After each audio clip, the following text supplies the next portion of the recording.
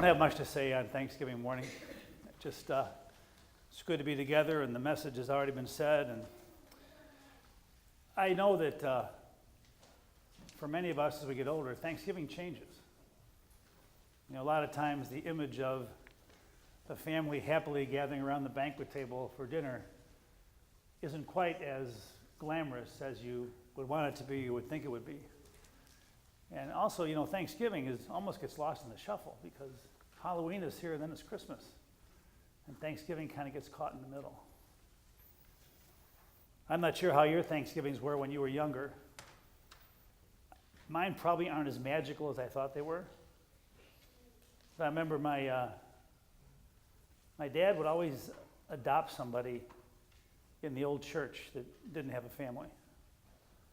And so we were kind of stuck going there for Thanksgiving. Because when I was growing up, we always had Thanksgiving dinner with Esther and her mom. And Esther was, she was large and in charge. She worked hard, lived by herself with her mother. She was the Sunday school superintendent for 40 years at Gustavus Adolphus. And every single Thanksgiving, we went to her apartment in South Shore. And she lived in a 3-flat on the 3rd floor. And that's where my mom and dad and my brothers and I and the grandparents would all gather for Thanksgiving. And I had to wear a suit and a tie. And we'd go up to the 3rd floor and we'd sit on her couch. And they had steam heat, so the heat was either on or it was off. And so about 2.5 hours into Thanksgiving, we started to sweat. And her furniture lasted forever because she had plastic on all the furniture. And so about 3 in the afternoon, my brothers and I, and we're sitting there elbowing each other, and we just slip off the couch because we were sweaty, and we just slipped off the plastic onto the floor. And there was all kinds of food around the table. And that was back in the days when after dinner, the guys would watch football or whatever was on, the women would do the dishes, and as soon as the dishes were over, they put leftovers for sandwiches at the dining room table. And we're sitting there going, oh, I cannot eat for another week. And then her mom died, and Esther insisted on having Thanksgiving. And so Thanksgiving morning was going to a restaurant. And my parents said, Don, why are you so crabby about going to a restaurant on Thanksgiving? And I said, because there are no leftovers.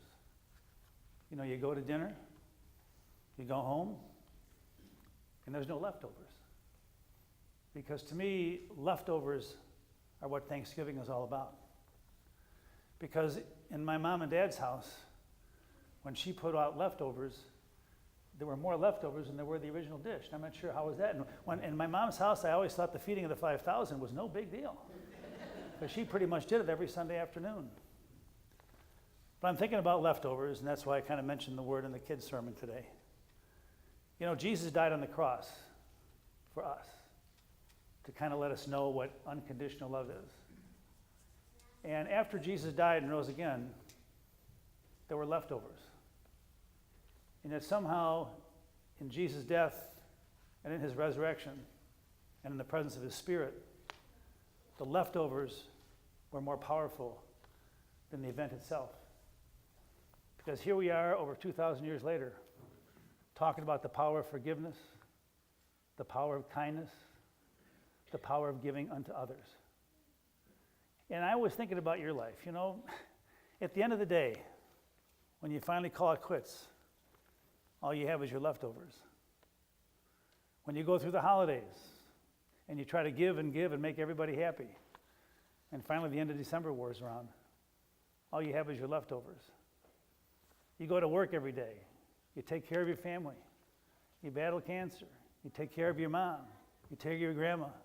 You try to go through all the ordinary things, and at the end of the day, all you have is your leftovers. But you know something? It's in those leftovers that God meets us and speaks to us and gives us the strength to face tomorrow. You know, sometimes you get older, you feel like a leftover, you know? You wonder if you still have the magic, if you still have the touch. But you know, it's our humanity, even in our weakness, is where God speaks to us. And today, for just a few moments, we gather for worship. We serve St. Coletta's. The leftovers go out the door and they eat the stuff tomorrow. We taste a little bit of wine, we have some bread, we kneel or stand here, and somehow God tells to us, in your life, there's no such thing as leftovers.